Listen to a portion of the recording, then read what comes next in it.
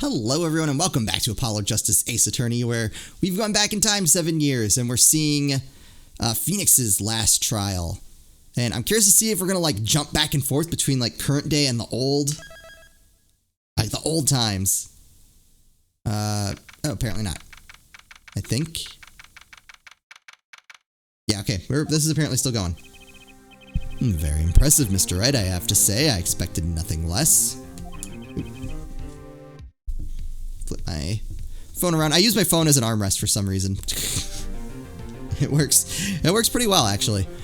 But only when it's on, face screen down. We've only just begun. I was hoping you could tell me a bit more about what happened, actually. I did not think you would believe me if I told you. Better that you discovered the truth for yourself. I was thinking of you, you know. I think we needed less thinking and more talking. That night in the hospital, what really happened? Ah, the way your eyes gleam, Mr. Wright. You'll scare Trucy.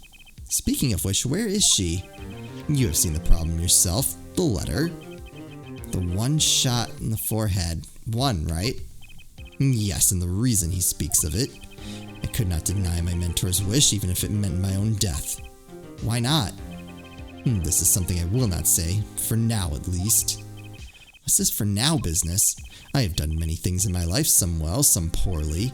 But this is a cross we must bear alone to our graves. We? You wanted to know about the night of the incident? Finally, this guy sure likes to take his time getting to the important stuff.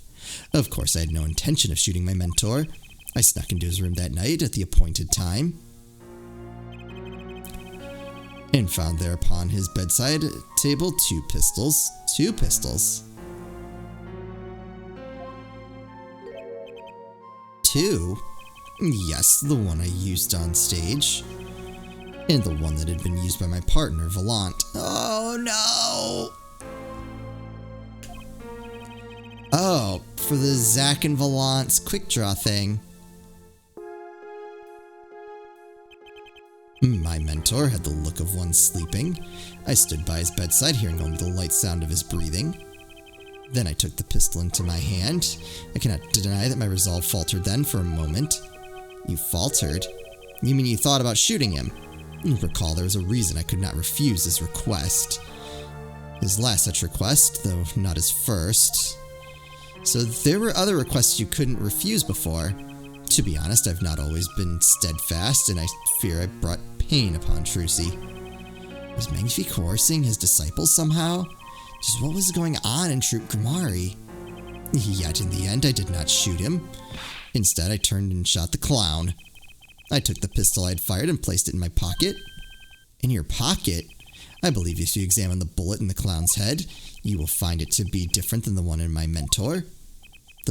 What were those called? Rifling marks. Yes, well, that is all I have to tell you concerning the case. Concerning the case? You mean there's something else you can tell me? You are a fascinating man, Mr. Wright. Thanks.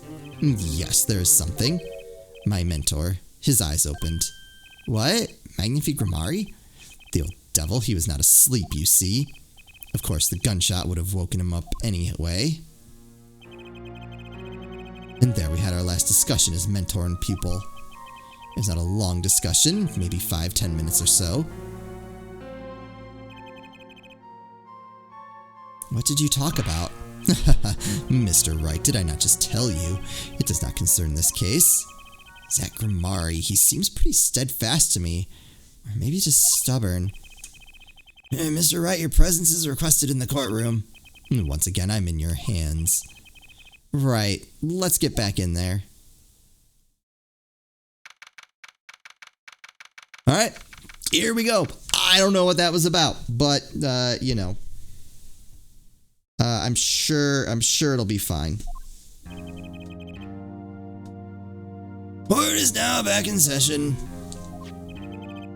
During our recess, a bolt was found and dug out of the clown's head. Well, this is news and rifling marks. There wasn't time to do a detailed analysis, though they did find the weapon type matches the murder weapon. Well, that's not very conclusive, is it? Which is why I'm about to call my very decisive witness. Your decisive witness? How many times have I heard those words? Well, they often turn out to be far less decisive than you think. Oh, don't do worry on my account. I'm quite confident this witness will do the job. After all, he is intimately acquainted with the players in our little production, being the other half of Troupe Grimari's famous duo, Zack and Valant. Valant Grimari. So we get to meet the great Magnifi's other disciple.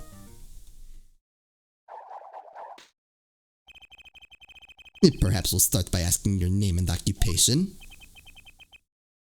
Valant Grimari, magician. Uh-oh, I gave them the same voice. Oh no!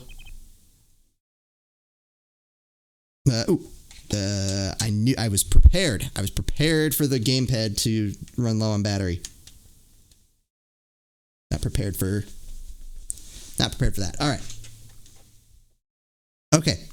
I had a hunch. I'm like, this is episode number 5 today, so I had a hunch that this thing was going to start running out. And you're the decisive witness, are you? You can prove your fellow student your partner's guilt. Fate, the grand illusion filled with traps and tricks. Wait, the shooting took place in the hospital after 11 o'clock at night. If you're a witness, does that mean you were there that late? If I want to deduce this logically, the conclusion is yes. Okay. I always get the characters, don't I? I have an interesting fact for you. You see, several days before the crime, my witness received this. That looks very familiar. Wait. That's the same letter Zack Grimari received. Yes, or perhaps I should say, ta-da. Oh no. Why is he a bad guy? That's not fair. Order, order, order. And what does it say? Surely not the same thing. Yeah, perhaps you should see for yourself. 11:20. Why is practically the same? Why did he do that though? Like, I get it was probably a fallback plan, but why was Zack first?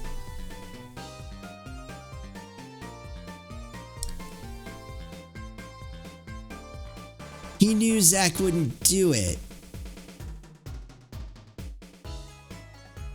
So then why even do that at all?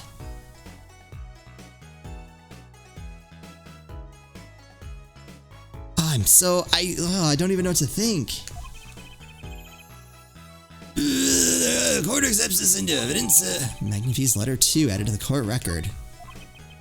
This is most unusual. Exactly what was going on with you folks? What exactly was your Troupe Grimari up to? By which you mean? I'm just having trouble in visiting a man who would ask his students to kill him. Both of them, no less. It's just my opinion there, Judge. But from these letters, I'd say he was coercing them, not asking them. We walked the magician's path together, and in doing so, shared much of our lives. When people are so close, there's a strain, a warping of relations, you might say. Yet this had nothing to do with the case at hand. Which you mean you're not going to tell us? Which makes me wonder even more if this reason they couldn't refuse. Yeah, we need to know that. Well, let's get on with the testimony for starters. The defendant, Zack Grimari, stands accused. Tell us why. Oh, I'll do more than that. For where he walks, the red roses ring, singing hymns to the miracle that is magic. Fascinating. I hardly need to remind you that the evidence could just as clearly point to you as a suspect. The letter, the murder weapon, and now the 2 bullets found at the scene. In fact, the only difference seems to be the designated time. As every magician knows, timing is everything. Yes. Yes, and now it is time to get this party fired up.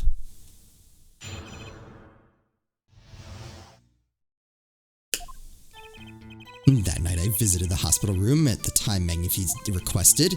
The smell of gunpowder hung in the room, and my mentor had taken his final bow. I did not imagine my fellow student might have received the same instructions. Yet a deal with the dead is still a deal. Death's sweet kiss I gave to the clown. Then I informed the doctor and the police. So you're the one who reported the crime? Indeed, I would think. This fact alone would clear my name of suspicion. Now! Let's not jump to any conclusions. Yes, the cross-examination generally comes before the conclusion in this court. But if your testimony proves to be true, then the defendant, Zach Grimari, is guilty. And if it wasn't Zach Grimari, then the killer was you, Valant. He's known this whole time. And no disappearing act will get you out of that. So, Valant, why did he set up the fake evidence, though? Was it like, I wonder if it was like an escape hatch, like a last-ditch effort if things started getting out of hand. I don't know. I'm just trying to like figure this out as we go.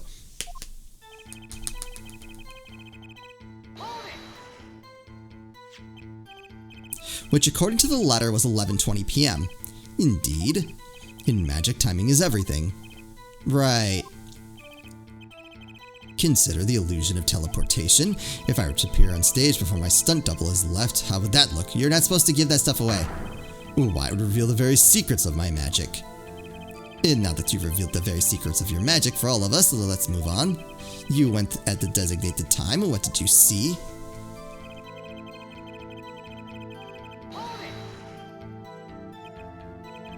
So you weren't worried for your own safety at all. I mean, you smelled gunpowder, yes? What if the shooter was still nearby? I did not consider this, to be honest. It is forbidden for a magician to have a good imagination. Really? Isn't magic all about illusions and imagination? Yeah. How about this? You were the shooter, which is why you weren't afraid. Yeah. Okay. No, you are the one imagining. So they're trying to telegraph pretty hard that he is the shooter, which almost makes me not suspect him, but I think he is. So he's the shooter. And Phoenix, well, I guess didn't really keep him around so much. Huh. I don't know. It is forbidden for a lawyer to have a good imagination. The witness will refrain from pausing so suspiciously before responding. My forbidden imagination is starting to imagine things. So he's starting to blow this. That's why he needed the forged evidence. Because that puts suspicion back on Phoenix. And basically undermines his whole case. Which brings us back to this reason neither of you could refuse. So it does, and my partner, he did not refuse. But Magnifi wrote the same thing to you. Why could you refuse if Zach couldn't? Because I have a will of steel, of course. I also do this trick where I bend steel bars, so perhaps steel isn't all so strong. So which is it? Mind if I continue? It didn't really answer my question.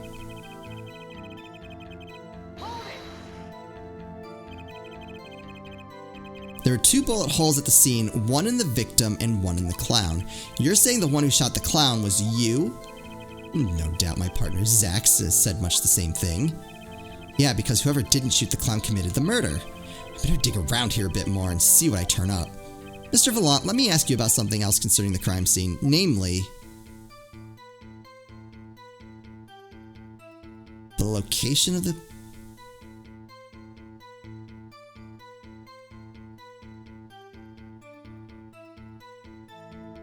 What's the most important? So if there's a pistol each, what could he verify? Alright, the only thing he hasn't really... Well, the location he hasn't verified either. Does it matter, though? I feel like the number of pistols it gets me more info.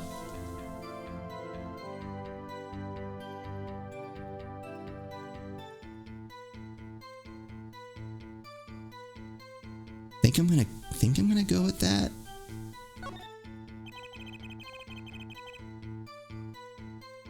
How many pistols were there when you entered the room?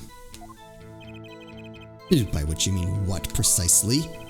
2 pistols were used in the Zack and Valant quick draw shoot 'em, correct? 1 for each of you. You are well informed, yet only one of my old friends sat in the hospital room that night. Did Zack tell me back in the lobby that he fired and then he took one of the guns? I had no intention of shooting my mentor. I snuck into his room that night at the appointed time and found there upon his bedside table 2 pistols. I took the pistol I'd fired and placed it in my pocket. Does that make sense? I see no problem with this statement. Only one pistol is visible in the photograph of the crime scene after all. So you picked up that pistol and fired it? Indeed I did. Alakazam, alakazing, alakaboom. Wait. So wouldn't it be easy to match the rifling? Is the number of pistols really so important? Quite important, actually. The number of pistols is quite important, Your Honor. Very well, please add this detail to your testimony. What can I do but obey? At night with it, I shot the clown. Okay, let's press that. So you took the only pistol there and fired it. That's correct. And that pistol was this one, which was left at the crime scene. Good show. I see you too are a magician of sorts. And you're an idiot of sorts. Do you have any idea what you just said? I see the fire in your eyes as you glare at the witness, so how about heating up this trial a bit? These slow ballads bore me. I've got a hunch, but maybe that's all it is. Maybe I should ask about something else? No. No need. No need. On second thought, let's run with this testimony for a while longer. Yeah, I wanna...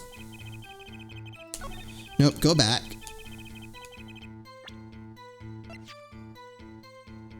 Rifling marks match the bullet found in the victim, and it can only fire once. So if that was the only gun there, that means you fired it, and you fired it at, Magnifini, whose name I don't know. I was really struggling with that. According to the defendant, Zack Grimari, when he entered the room, there were 2 pistols on that table. 2? One of those pistols he used to shoot the clown in the forehead. Then he left with it in his pocket. And of course, this is what he would say. Unlike the hapless clown, we must assume our defendant has some brains in his head. Well, what about what Mr. Valant has told us? You see, there's something about his testimony that doesn't make sense. What might that be? I told you I took the pistol that was there and shot the clown. That's your story, at least. Got him. But the rifling marks tell a very different story, Mr. Valant.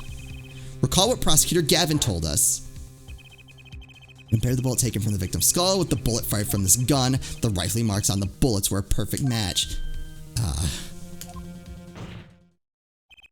Mr. Valant, if you fired this pistol, then you shot the victim in the forehead. I don't know, like, how does he get out of this? Order, order, order. Like, clearly he does, because we know that there's a trial in the future. That's crazy. Well, this is all rather sudden. What have I done? Prosecutor Gavin? I owe the court an apology. Oh, get out of here. Sorry. Sorry for what?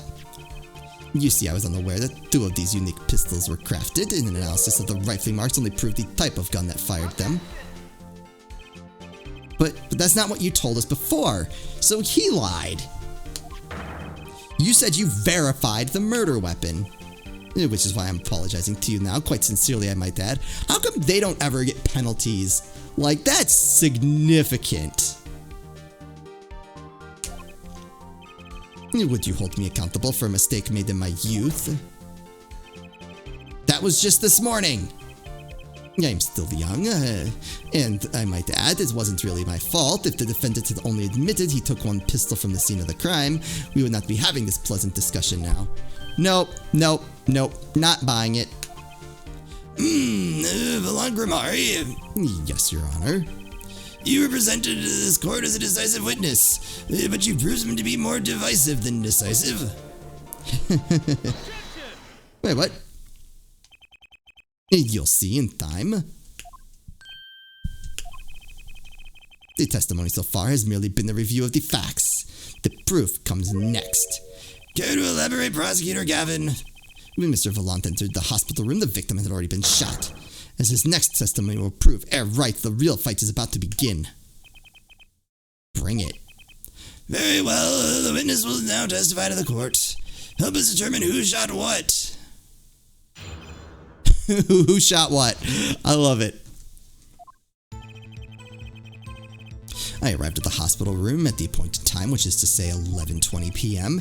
After discovering the body, I fulfilled my obligation, then called the doctor. The doctor examined the body before the police arrived. He was quite clear at the time of death, 11:10 p.m. And the one in the room at the time was my partner, not me. Wait. That's the first time I'm hearing this. Those times are rather close, you have to admit. You're talking about an alibi established over a matter of minutes. To use a 10-minute discrepancy as the basis for your alibi. It's easy to explain in this situation, Herr Judge. For example, take our debut hit single, 13 Years Hard Time for Love. Is that all he's going to talk about? Cue to the song, press the play button, and it will play for 2 minutes and 15 seconds. Do it 100 times, the result is the same. Our debut single was only 2 minutes and 15 seconds long. What a ripoff. Magic is a world of utmost precision. Hocus pocus requires admirable focus. In the time of death determined by the doctor, there is an incontrovertible truth. Very well, the prosecution warns us we're dealing with rather precise times. We can expect the cross-examination to require the same level of precision. I would hope the defense refrains from its customarily broad, sweeping accusations, lest we blur the focus this case so clearly demands. Point taken. Baseless remarks will result in a penalty. Carry on, Mr. Wright. Carry on, right.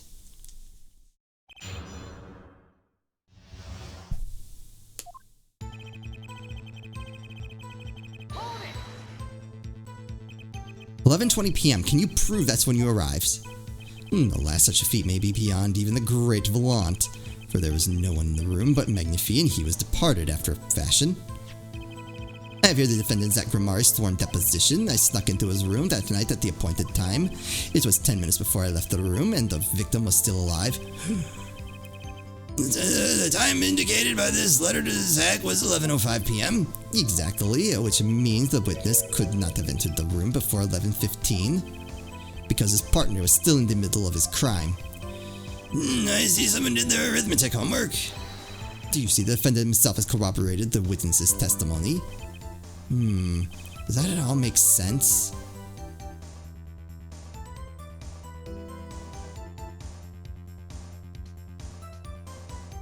I wanna press everything because this looks like it's gonna hurt. I don't see any problem with that testimony. I might have to come back. If you say so. Let's continue, shall we?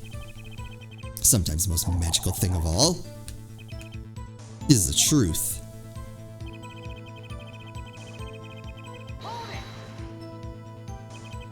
You walk in on a murder and the first thing you do is shoot the clown? The disciple does what the disciple must. My mentor's request without reason had caused for me to surface of sorrow. For what would I, Valant, be now without him? May the soul of Magnifi and the great find greater peace above. This I muttered to myself as I pulled that lonely trigger. In any case, I believe this is nothing more than what we have already learned. I'm still waiting for one of those right moments, Herr Attorney. May I remind you that baseless remarks will earn penalties.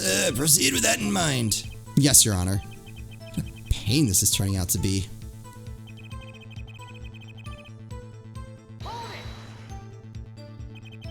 Did the doctor say anything concerning the cause of death? Why, yes, I believe he screamed, "My God, he's been shot in the head." It doesn't take a doctor to notice that. I believe I would have said much the same thing. That I would have penned the requiem that arose in my soul at the horrid sight. Whatever happened to good old-fashioned investigation? In any case, I believe this is nothing more than what we have already learned. I'm still waiting. Oh, okay, yep.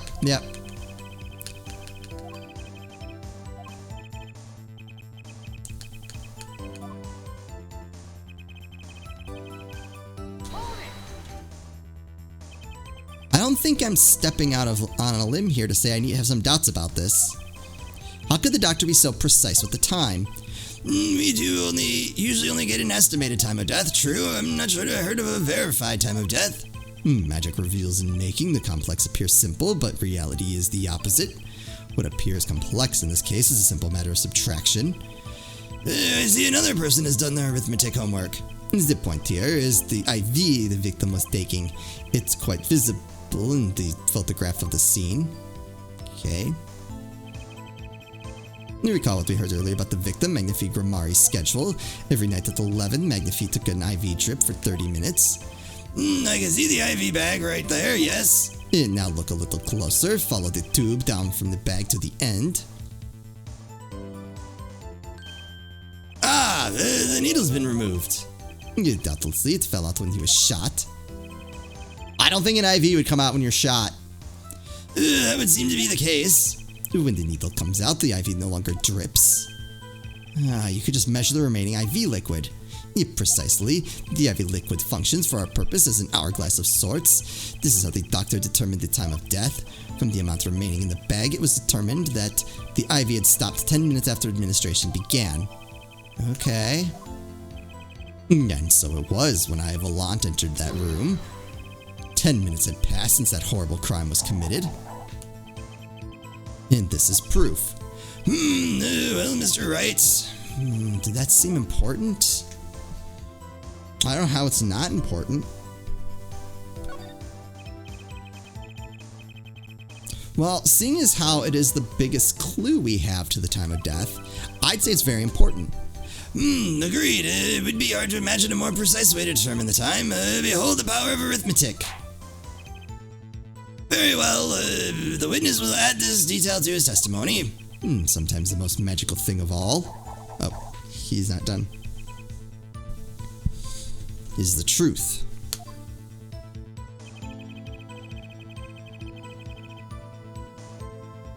Press that. Did you notice the IV yourself by any chance? When I first entered that room, the stench of gunpowder assailed me. Next, the mark of death upon my mentor's forehead. And then his left arm did I spy a rose, drooping and wilted. Its thorn, the discarded IV needle. And knocked from the vein by the force of the shot, luckily for you, that IV had not been there while you might be a suspect. Indubitably so. I might say it's thanks to my lucky color. Your lucky color? Indeed, even today I wear it proudly upon my suspect self. 4 doors without fail brings me luck. The yellow and red envelopes! Why, when Zack and Valant won their first Magician's Grand Prix, yes, the very one held by the Association of International Magicians, I was adorned in this attire then too, and our trophy, a bust. Ah, what a day that was. Ugh, this is one trip down memory lane no one needs. My lucky color, yes indeed, and that IV too. I say I think 'twas huge, especially for me, Valant. That does seem to be the case, indeed. Well, Mr. Wright, any thoughts on this testimony? Valant sure looks happy with himself. Okay, how about this lucky color testimony? I don't think there's a problem there.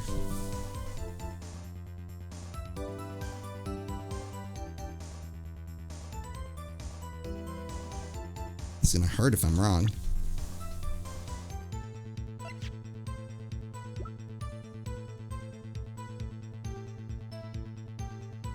I don't know, I got so focused on the, I don't want to call it an episode here. We're running a little long. Alright, I at least want to get this straightened out before we move on. Lucky color.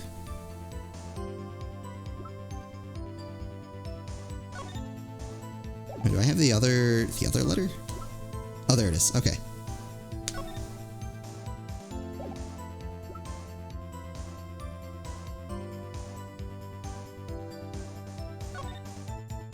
"30 minutes required to administer full IV." So wait. So someone would have been in there already. He wouldn't have needed to go find anyone. There's something wrong there. My all-important badge, it shows that I am a defense attorney. Can I even look at this?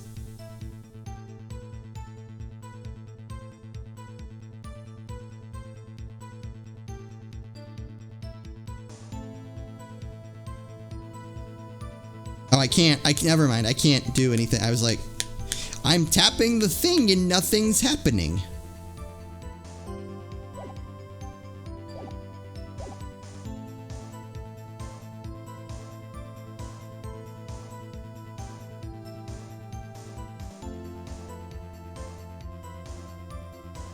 I wish I could see his testimony again. I feel like there's something wrong, but I got so caught up in the yellow and red of the letters that I've completely forgotten. All right, I'm gonna circle back around. I don't see any problem with that testimony.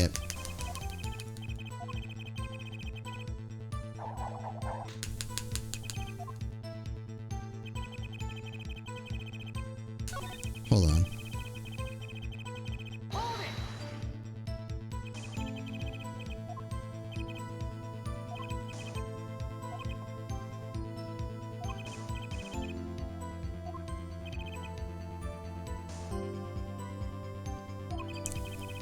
Had not been there, why you might have been a suspect.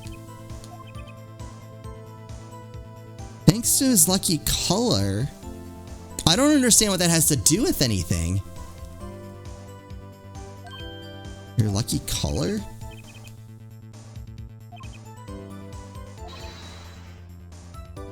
What does his lucky color have to do with anything?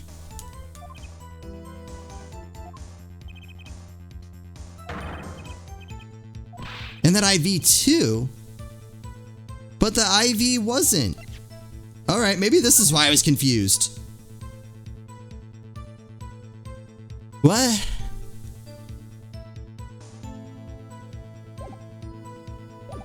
I knew there was something wasn't right.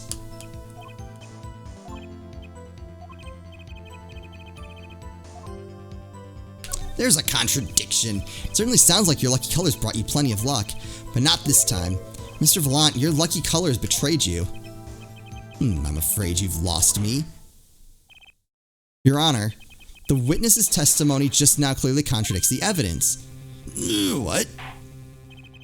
Please recall my warning at the beginning of this cross-examination, Mr. Wright. Baseless accusations will be duly penalized. I do hope this is the latest accusation is well-based. Oh my god, stop. Don't worry, I've got all your bases right here. Very well, let's hear the defense's claim. Oh, where is your evidence that contradicts what Mr. Valant just told us? Yeah, it's in there. It's not yellow. How did he make that mistake, though? I'm so confused. But clearly that's wrong. The crime scene tells all, Your Honor. The photo of the crime scene. All this talk of color has me yearning for black and white, the clear-cut simplicity. Tell us right. Just where is the contradiction in the photo? My pleasure. And I assure you it's quite simple. But I can't promise anything in black and white. Oh my god.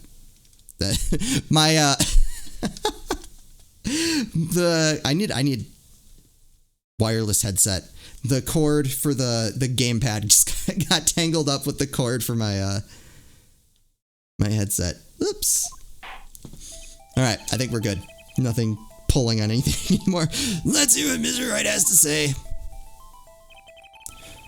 What in this photo contradicts the witness's testimony? He said, that's such a weird thing. He was so wrong about that. Valant Grimari, let's get one thing straight about your lucky color. It's yellow, yes?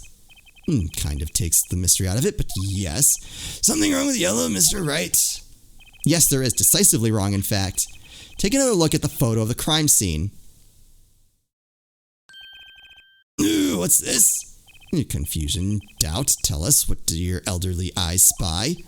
Even my elderly eyes can see the problem here, Mr. Valant. Look at that IV bag. What is this? What foul magic? Did he put that in there?